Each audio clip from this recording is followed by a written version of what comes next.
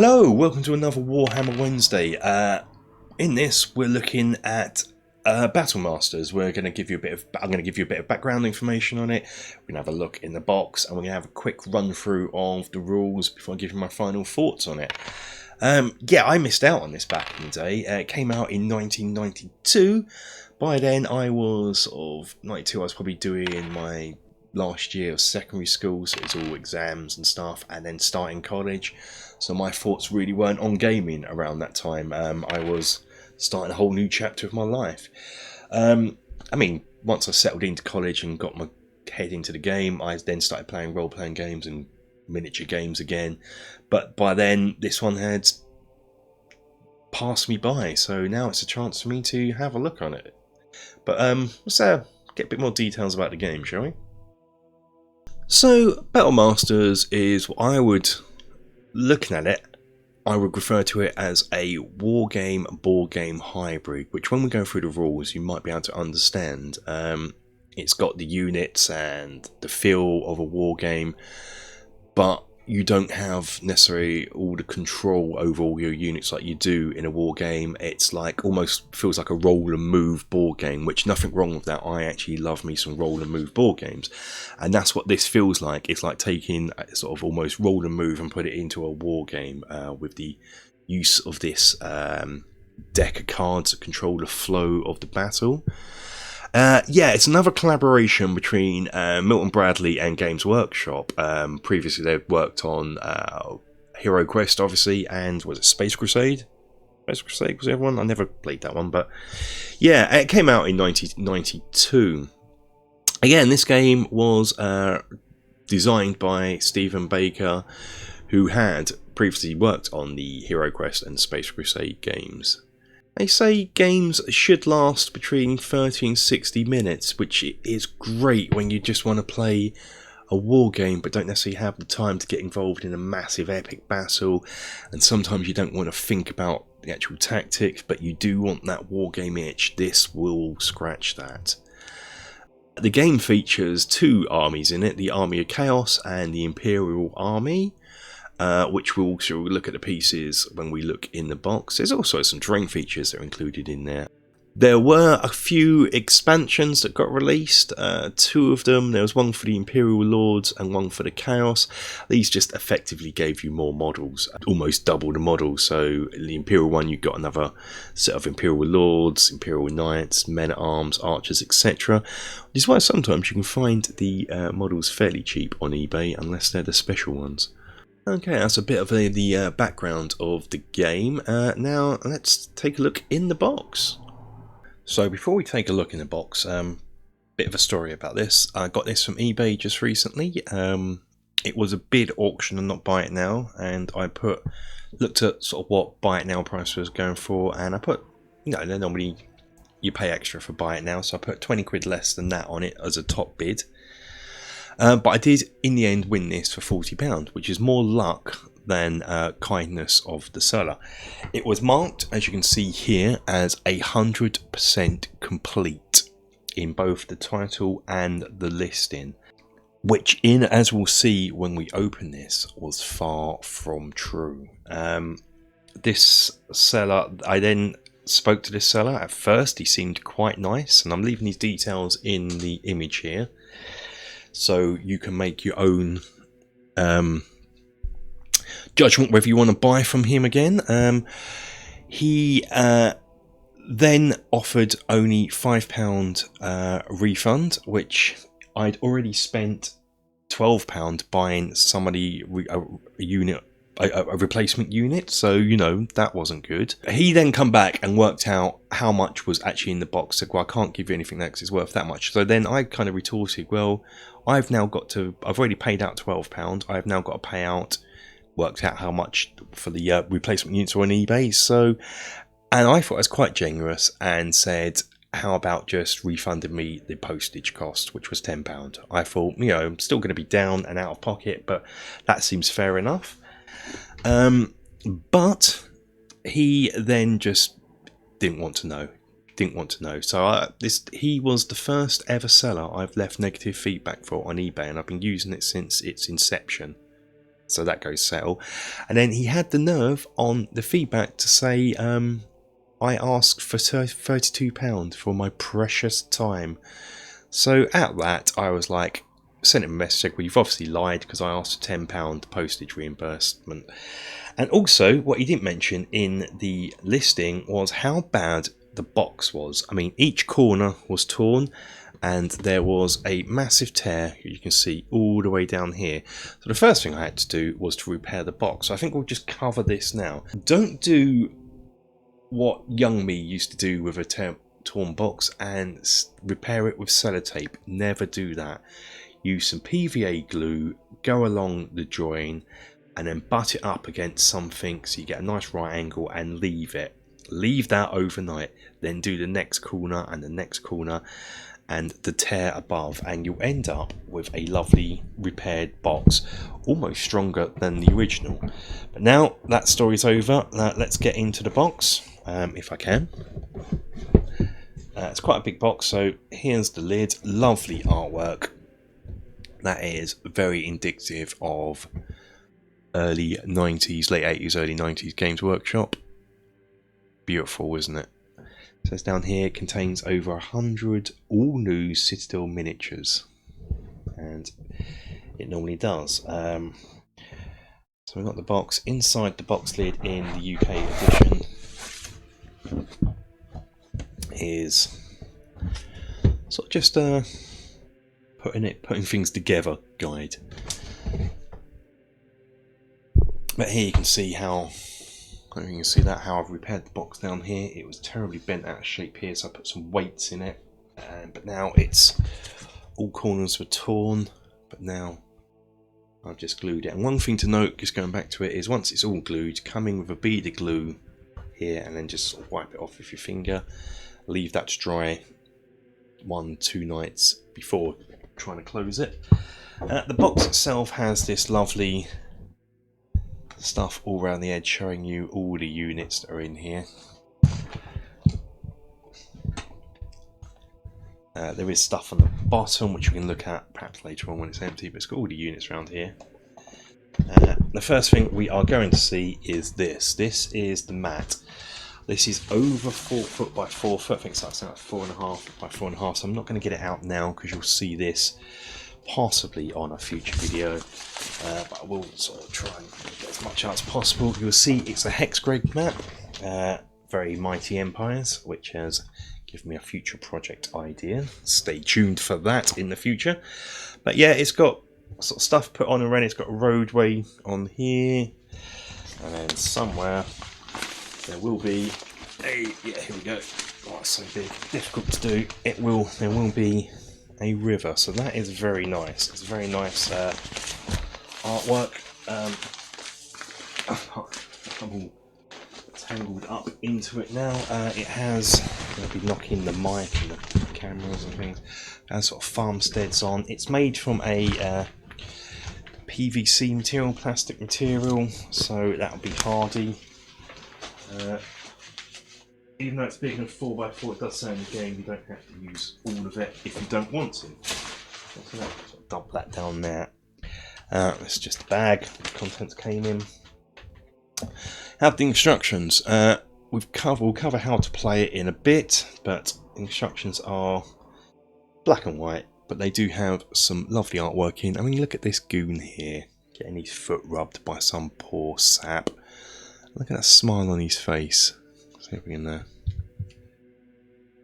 at that smile on his face there. Look at it. So yeah, this is the instructions. Once we go down to this guy here. Lovely chaos of the tower, explaining what all the components are. The rules are really straightforward, which we will cover in a moment, but I'm just going to flip through the book here, just so you can get a lovely look at the art. I would have loved full colour, but we can't always have full colour, especially not back in those days. A little campaign diary here, and there are some scenarios in here. You can just play it as a straight up game, but there's scenarios that sort of link together and almost form a campaign. Next up we have the bases. So yes, here we go. I was missing 5 of these bases. Now the models, which we'll talk about in a minute, I'm okay. I can either buy some or substitute some. Luckily, being a gamer, I have plenty of models. But these are quite difficult to do, so I had to come up with a plan. So I decided to make my own, which we'll have a look at now. So what we're going to do about these missing bases, movement trees even, well, we're going to have a go at making one ourselves. So first thing to do is get a bit of chipboard that is the exact same size as the base. Then we're going to get some glue and get some 6mm foam cut into a square. I'll put this in the background because what this is going to be going to go here where the flag would go. So once it's dry, we'll put a hole in it. But for now, we're putting that in there. Boom. Next up, we're going to come in with a strip of foam core. This is the same size, length and height as the nameplate. Normally I cut it quite bad at an angle, so I kind of want to have that so when it's sort of slightly leaning back. Now to get that, I'm just going to push it at the back here so it leans back. So it's ever so slightly leans back. That's cool. Coming in with 2 bits of chipboard, one smaller than the other but the same sort of width. What I'm going to do here, I'm just going to put a whole run of glue down here, just easier that way. And this is going to be for the elite token that's going to clip on. So I'm going to glue that at the front. Glue this next to it, leaving enough gap to clip a token in, and then just hold that in place. A little offcut of foam board just to give it a bit of support at the back.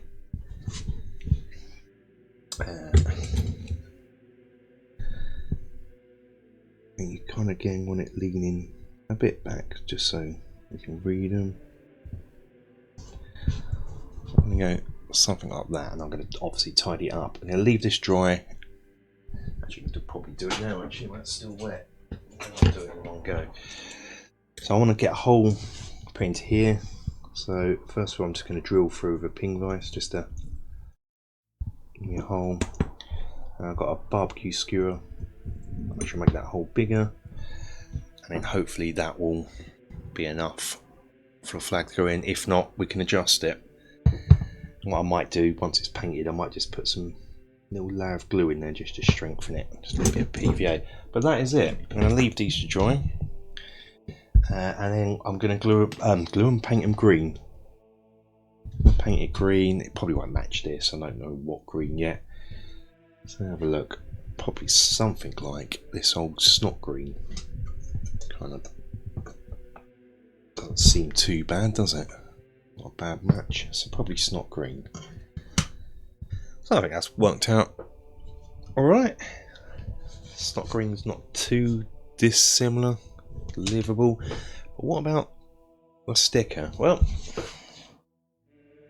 I went to Board Game Geek, and in the file section there was all the stickers in JPEG form. But so I printed those out to follow the instructions. But is there 2 versions of this? Because on mine, all mine are all this colour for Empire and Chaos. Whereas it seems to be Empire is in red here and Chaos is in black. And I looked at pictures, and there's a lot of pictures like that as well. So ho-hum. So anyway, this is going to be for Champions of Chaos. I'm just going to cut it out. So what I don't want to do is use PVA to glue this on, as that will just bubble and soak through into the ink and the paint. So glue stick is going to be our friend here. Hello, I'm a glue stick. So I come up, poke it up, And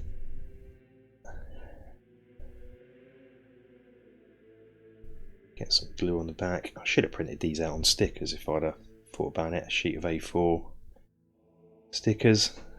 So if you're doing this, ever have to do this or something like this, print it out on A4 sticker paper. You come in and stick it on. That'll tell me, that'll be good enough. It'll tell me who they are, what their strength is. So now, come on with my replacement Champions of Chaos. And they'll sit on their lovely horses. And hopefully I can move these bad boys around now and get them into the game. There, oh, that's not too bad. I don't think that is too bad, so I'm pleased with that. I'd have preferred if they were included in the box. So, you know, here they are. My homemade bases for the Champions of Chaos. Compared to theirs, it'll get me by. If anyone has any spares of these, let me know. Good to get a complete set. But yeah, so first thing that's missing, 5 of these. Quite tricky to get hold of movement bases, but not. I have a solution. So I'm going to get the book out here so I've got the contents in front of me. So I don't know where I'm going to put it. I'll put it here just so I can read. Right, so the first thing is in the Imperial Army is 3 Lord Knights mounted, but don't have those, so I'm going to have to look for a replacement. In time, I might just use, for now, I might just use some Bretonians. Next up was 9 Imperial Knights mounted. Luckily, we have those. These are them here, so they just look like that. The shield, some of the stickers, I don't know if I've got all the stickers either just yet, so good job I've got that print out. Some of the stickers have come off, which is preferable for what I want to do, so I'm keeping that in the box. Some have pendants on, but they're easily removed. I'm hoping for some of the stickers, like that one's come off quite easy, I would like to remove them because I want to paint these, so I want to undercoat them. Ideally it'd be easier if they do come off. That's what the Empire Knights look like. So that shield, I'll have a look how easy it is anyway, but really I want them back to that so I can undercoat them with ease and paint them. And I think I might do that as a video just showing you how I'm painting them and stuff. But yeah, that was the Imperial Knights. They're all there. They also come on these horses here. For some reason 3 different colours. I have just easily to identify the units, but I have some yellow ones.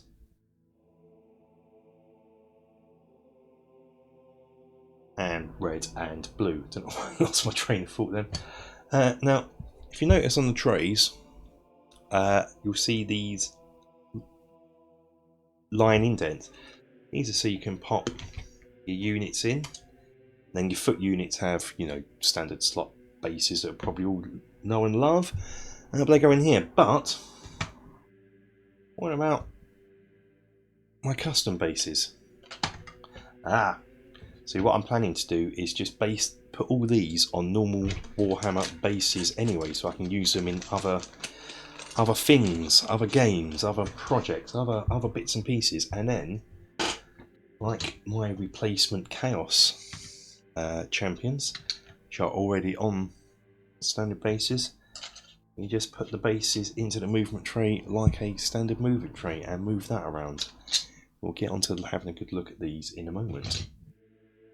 So next up are 15 Imperial Men-at-Arms. So that's these chaps here. It didn't come in bags, I've gone through and put them in bags as well. So this is what they look like. So there again, try and carefully get these off or undercoat and paint round, which I don't fancy. These are the halberdiers. Now I was wondering, are these the same as are my lovely monopose ones. Not painted these yet, and they're still on sprues. But here is one here. I've got a sneaky suspicion these are slightly smaller. So they are slightly smaller, but not to an egregious amount. So I would be happy to field some of these, mix and match. No one's always the same size, so half of these in a unit on a standard Warhammer game tabletop. So you get 15 of them. They're all monopose, so I don't have to show you all of them. 15 of them, we can actually start speeding up a wee bit now. We have 10 Imperial Archers. These are all here. The Imperial Archers look like they are from that era of Warhammer, early 90s. Teeny bit smaller, probably definitely smaller than modern Warhammer figures, but sort of early mid 90s figures, these would be comparable and compatible. We have those. You also get 5 Imperial crossbowmen. These 4 board game figures, these aren't too badly detailed. I quite like these. They're not seem like the greatest detail, not as good as metal or probably a plastic you could buy at the time. Not too bad. I reckon with a nice paint job, which they're not going to get from me because I'm terrible at painting, that'd look alright. And finally, the mighty cannon with crew. So you can see he's lighting it. He's standing by to chuck some cannonballs and shove them down with his big thing, what they call. I don't know. The cannon looks like this, 2-part model, and it's comparable to the cannon that was around at the time, really. I mean, it's alright.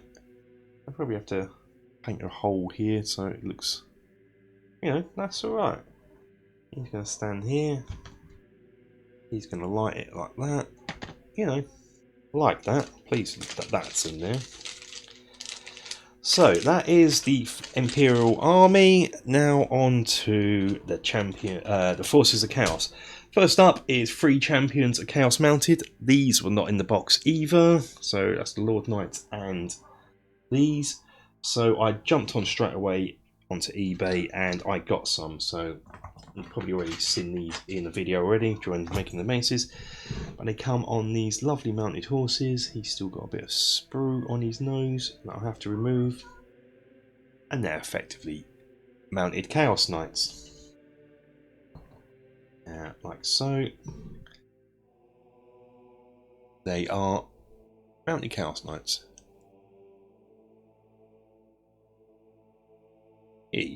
So I got those. I'm going to include these in the box just yet. Next up are 5 Warriors of Chaos. These were in the box, and to be honest, I wouldn't have minded if these weren't. Actually, what I'm going to do now is going to grab the box of Chaos Warriors I have, just to compare. So we have Chaos Warrior. It's probably not the most detailed there is. If you remember, see that in board game piece, there's a lot of blank space there. I don't know how to explain it, but a lot of just in between these legs here where they go down to the cape. Always get that in sort of board game models. That's Chaos Warrior. So it compares to one sort of from at the same time. It's not too bad, really. That goes in quite nice. Cape on him, yeah. So there we go. That's the Chaos Warriors. So there's 10 of those. What else next? 10 Chaos Bowmen. I've bought these before for Warhammer Quest. I needed some Chaos Thug Bowmen, so I bought these. I bought 5 of these. So if you watch any of the Warhammer Quest videos I've done, you might have seen these pop up in a game from time to time. They've got a lovely mohawk. The ones I painted for that had all different kind of mohawks. I'm not too sure what I'm going to do for this. Now, alright, good models. I've seen these before. They were all there. Next up, 10 Orcs. I'm not going to get box of orcs now. I'm not going to do that each time now, I don't think. We know they're roughly comparable, and so this is what an orc looks like. You know what an orc looks like. It's that style of orc. So quite similar to the ones that are in Hero Quest. Hero Quest. Well, yeah. Similar to Hero Quest and Warhammer Quest is one I was thinking of. Sort of an in-between, an evolution. So you have Hero Quest, this, Warhammer Quest, to orcs, goblins. Next, that says 10 orcs, 10 goblins. Okay, so goblins are they're really familiar to the ones in Hero Quest and Warhammer Quest. There's not much evolution in the design of these. We have 10 of those, they're all in there. Next, 6 Wolf Riders mounted. These were not in the box. But I do have 6 Goblin Wolf Riders from around 6th edition. So the ones that look like that. So I get them out comparable to one of our box goblins. So not too sad. You know, it'll blend in. It doesn't. I'd imagine Wolf Rider goblins would be slightly bigger anyway than standard goblins. And 6th edition was a bit bigger. But yeah, got them. Got 6 of those. So don't need to buy them. Next up, Chaos Beastmen. So these have the weirdest slot ever. At first, I thought that was broken, but they're all like it. So either all 10 of these are broken, or that's how they came. That's the Chaos Beastmen. Slightly different looking to later incarnations of Beastmen. So going back to our slotty Beastmen, they are slightly smaller. So I could use these as Ungors even, and these as Beastmen, rather than. I don't think I have any Ungol. Oh, I suppose I do. No, I tell a lie. Why am I always lying? That's all. So more in keeping with this and this. So that's what I might use these for as well in future endeavours. So that's what the Beastmen look like. Actually, really nicely detailed models of Beastmen.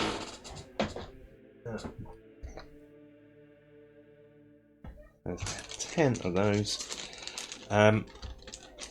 And now one Ogre Champion, which was missing.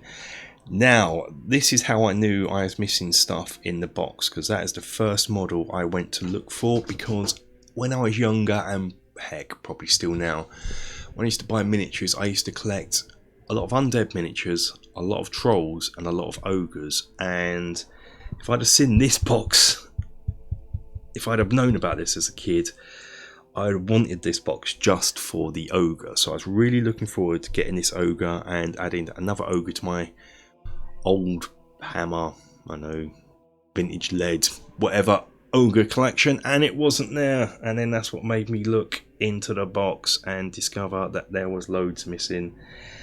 And then we panic because what if some of the paper is missing, all the cards and stuff, but oh hum. So you get 25 of the bases of these, but I've only got 20. I was missing a base for the Lord Knights, they're all not there.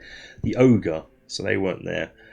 I was missing some for the Chaos Champions, which I've now made as a replacement, you've seen in the beginning, and I'm going to make the others for these.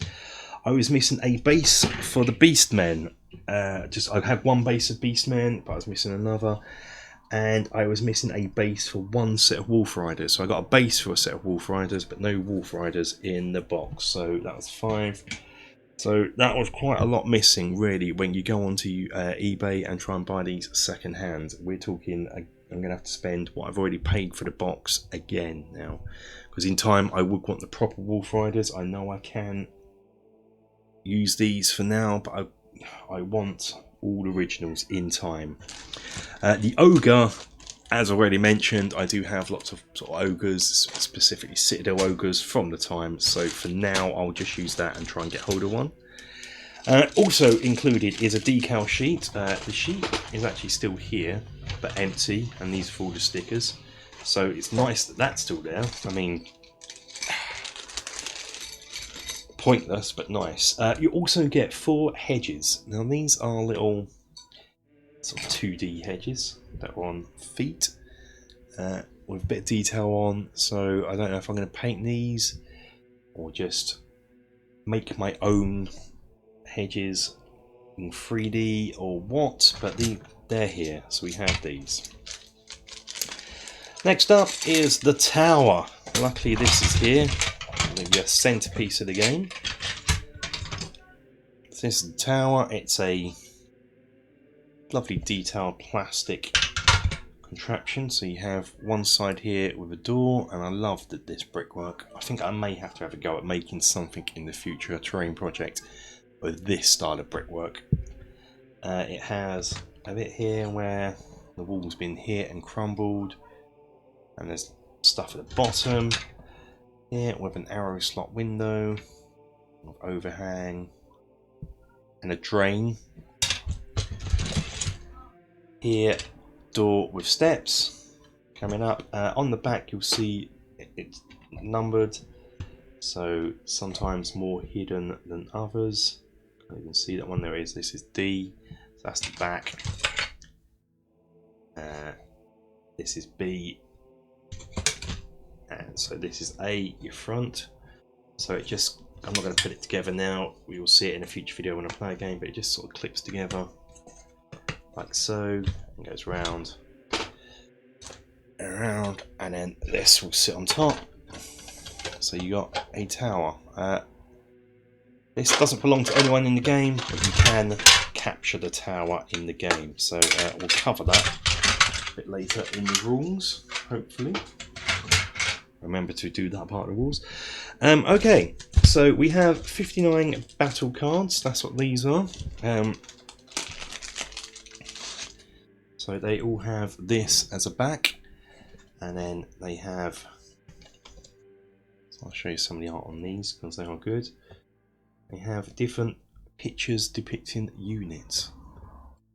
Yeah, look at that. And there are duplicates in here for reasons that will become apparent as when we cover the rules. I'm going to try and show you as many as possible. Special stuff on them like this.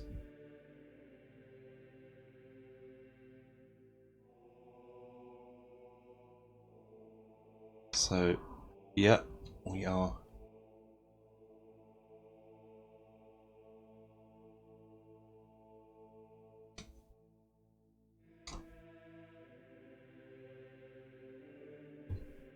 Wolf Riders. Actually, look more like my Wolf Riders now. Cannon, look at that. So, I'll wait to paint these.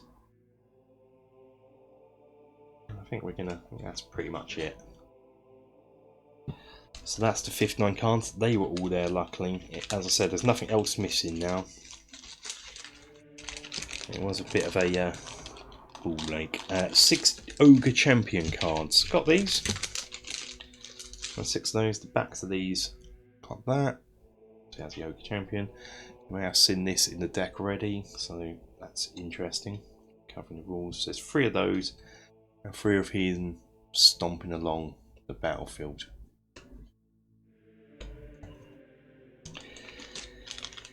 Those are my favourite.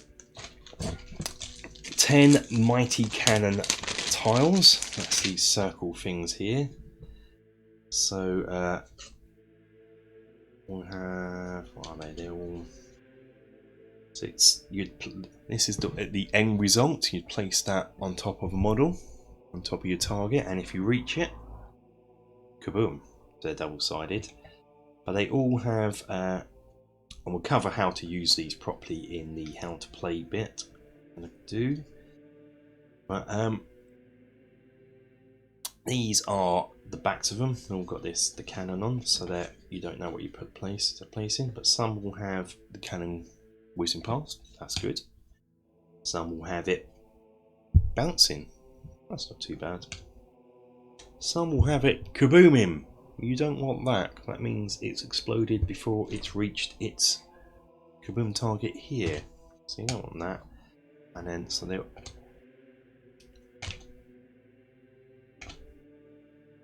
2 kabooms. Where's when it says 2 kabooms? You have 2 misfires in them. So they're the mighty cannon tires. Combat dice. These are somewhat similar to Hero Quest. What we have here, if we have a look at one, we have some blank sides where nothing goes on. We have the shield, which you've played Hero Quest, you know what that is. And we have the skull. There's no enemy skull in this, it's just skull, shield, and blank. So you want to roll these when attacking. You want to roll these when defending. And you never want to see blank in either roll. And that's 6 of those.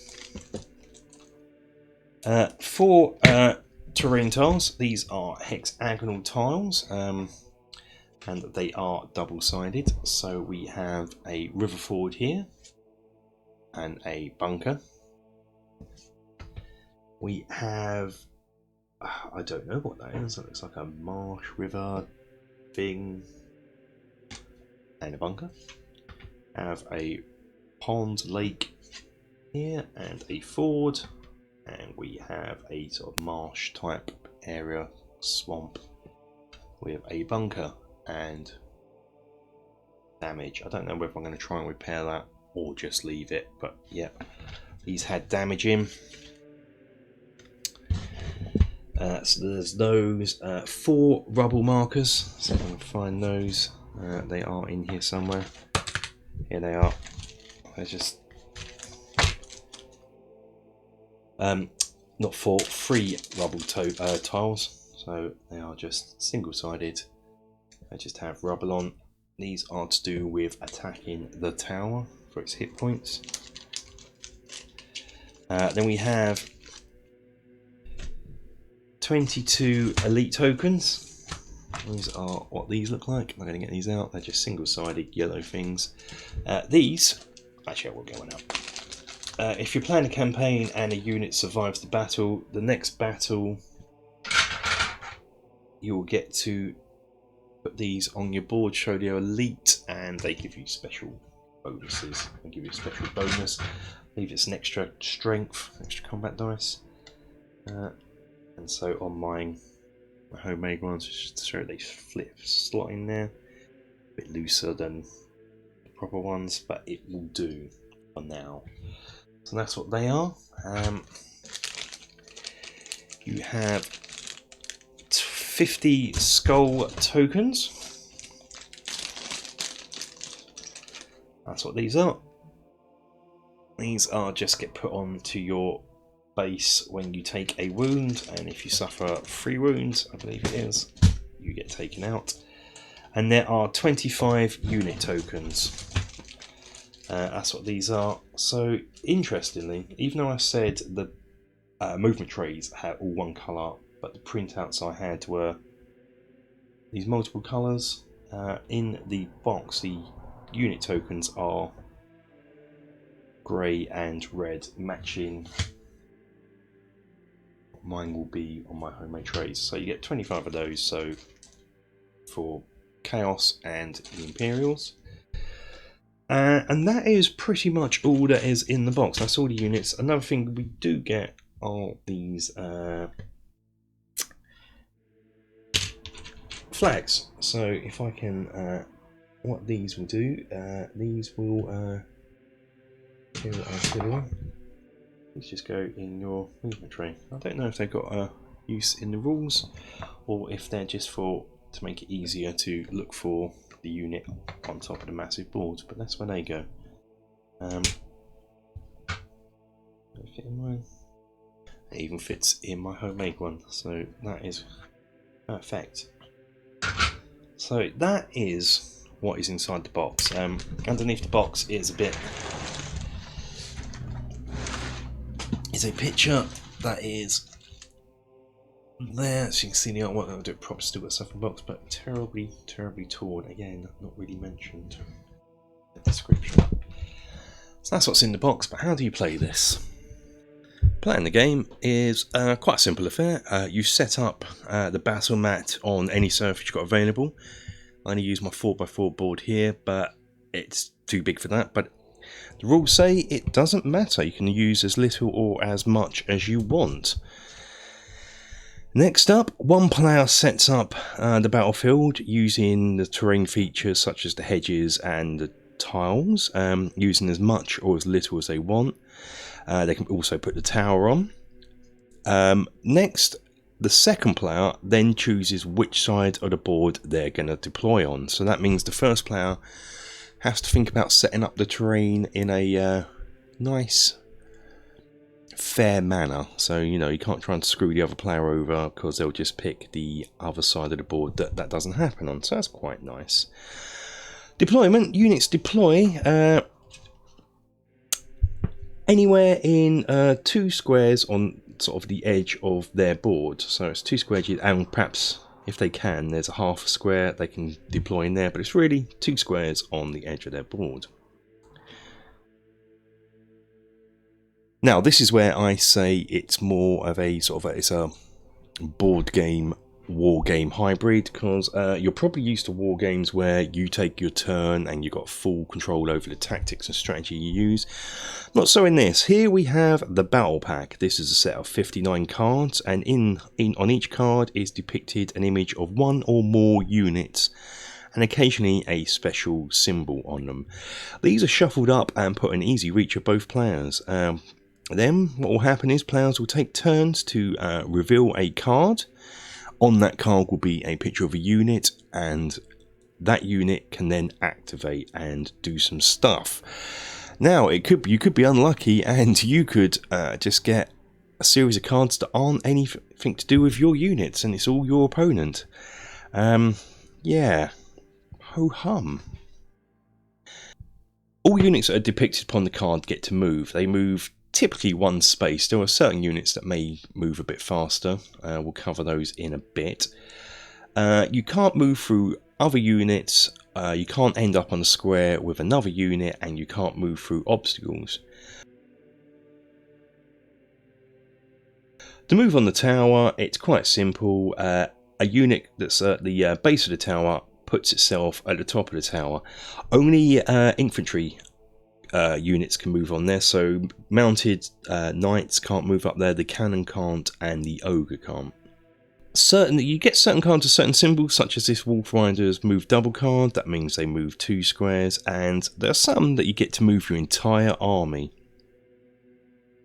To attack, it's quite straightforward. You need to be adjacent to another unit unless you've got range combat, which we'll cover in a bit. To attack, all you do is you look at your attack strength of your unit and you pick up that many combat dice. You give those a roll.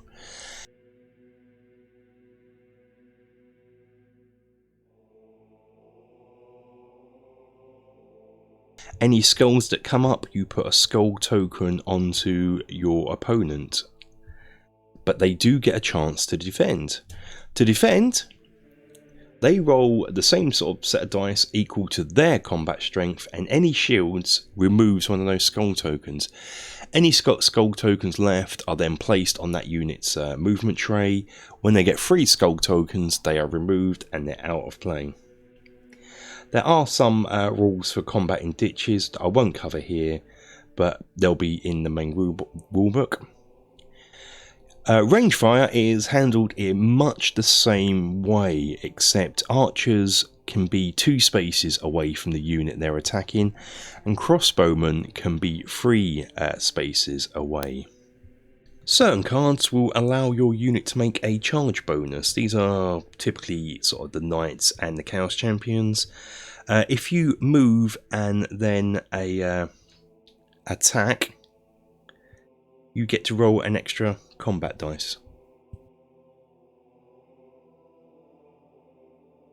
When moving, you get to decide whether you are going to attack. You can move and attack, stay where you are and attack, but you cannot attack and then move. You must perform a move first before attacking, or not move at all.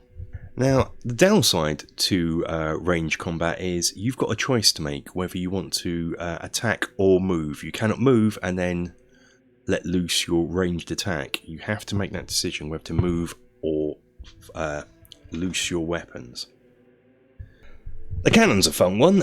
Okay, so if you decide to fire your cannon, a bit like normal range fire, you can either move your cannon or you can fire it. You cannot do both, so you got to make that choice. But if you decide to fire your cannon, you place the token, the target token, this is the one with the orc with a cannonball wizard over its head, over the unit you want to attack. Then you take the 10 remaining cannon tiles and give those a shuffle. These are then, you then have to trace a path to your target, and that's how many squares it will take to do damage. So if it's further than 10 squares away, you're not going to make it, and even if it is 10 squares, you're not going to make it, as we'll see here. You shuffle the cannon tiles and then reveal them one at a time, drawing a path towards your intended target. If it's the flying cannonball that's revealed, all's well, and you carry on. That's the one you want to see.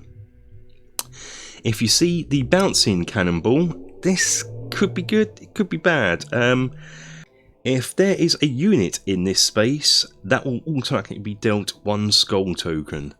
So it could be good if it's an enemy that you've hit. That means you're getting an extra bit of damage onto them. Could be bad if it's your own unit. And then you move on to the next space.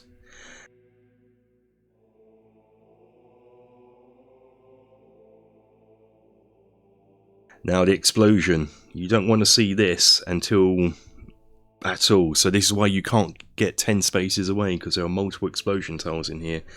This is where your shot falls. Anything underneath that space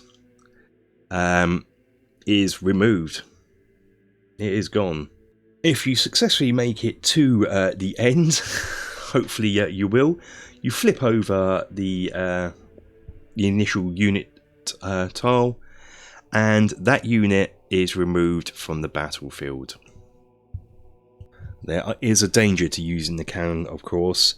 If the first tile you reveal when firing your cannon is the explosion tile, there's a chance that it's going to do damage to your cannon.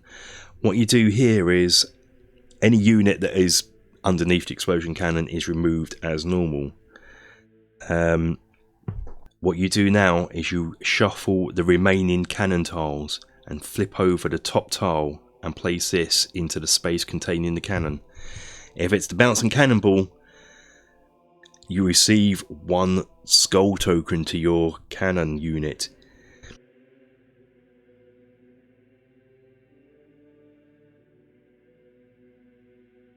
If it's the flying cannon as normal, nothing happens, you're safe. But if it's the explosion tile, kaboom, the cannon is removed from the battlefield. Okay, so what about Chaos? The Imperial's got the fun of the cannon. What about Chaos? Well, they have the Ogre Champion. If you, during your revealing the card, reveal the Ogre Champion card, then you get to move the Ogre. Now this can be rather deadly, as there is a pack of 6 separate Ogre cards that contain 3 movement cards and 3 attack cards. These are shuffled and then revealed, and that's what the Ogre does. So typically in a turn, an Ogre can move 3 squares and attack 3 times if there's viable targets, which is deadly. The Ogre attacks and defends in the normal way as covered earlier. Each time the Ogre is hit in combat, as well as getting a sort of skull token put on it, those skull tokens tell you to deal 1 less of the Ogre Champion card. So if it gets hit the first time, instead of revealing 6 of those cards, you only reveal 5. So he gets weaker as he takes more damage. I mean, there could be a chance in the end where in one turn he's just going to move around and not attack, but ho-hum. Now, the tower is probably the centerpiece of the game. We've covered how you move onto it, but what happens when you do move onto it? Well, all units inside the tower roll 1 extra combat dice when they attack and defend. And all units that attack those that are inside the tower roll 1 less combat die than normal. So it's quite a good strategic point to get.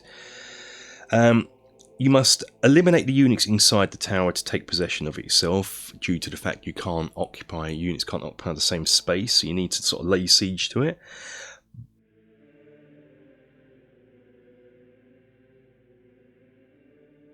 Cannon tiles will affect the tower in the normal way.